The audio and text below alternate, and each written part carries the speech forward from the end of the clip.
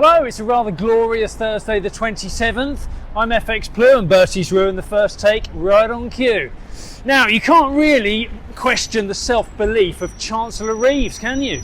She seems utterly convinced that her way is the only way to achieve sustainable growth and long-term prosperity.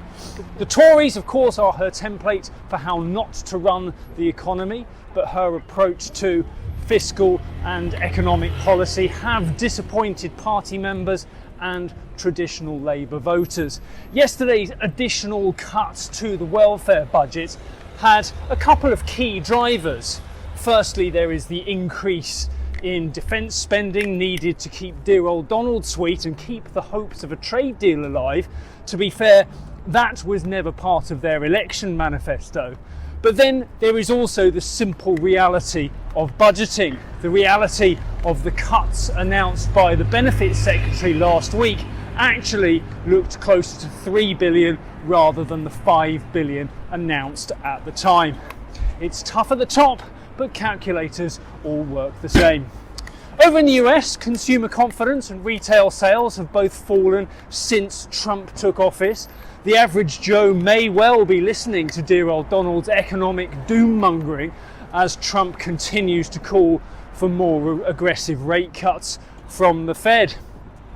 Reports can suggest that consumers are spending less due to persistent inflation and growing concerns about the economic outlook. But meanwhile, in the background, personal debt levels are increasing further and further, and delinquencies are also on the rise. Indeed, the Fed flagged this one last month, and they are keeping an eye on spending patterns as an early sign of any financial strain. Trump's been on. He announced a 25% tariff on foreign-made cars. I'm not sure that will necessarily help his old buddy Elon's issues with Tesla any more than it will help his case for the rate cuts. More Trump tariffs will no doubt make the Fed more likely to sit on their hands for a little longer, allowing any inflationary pressures to bed in before making their next move.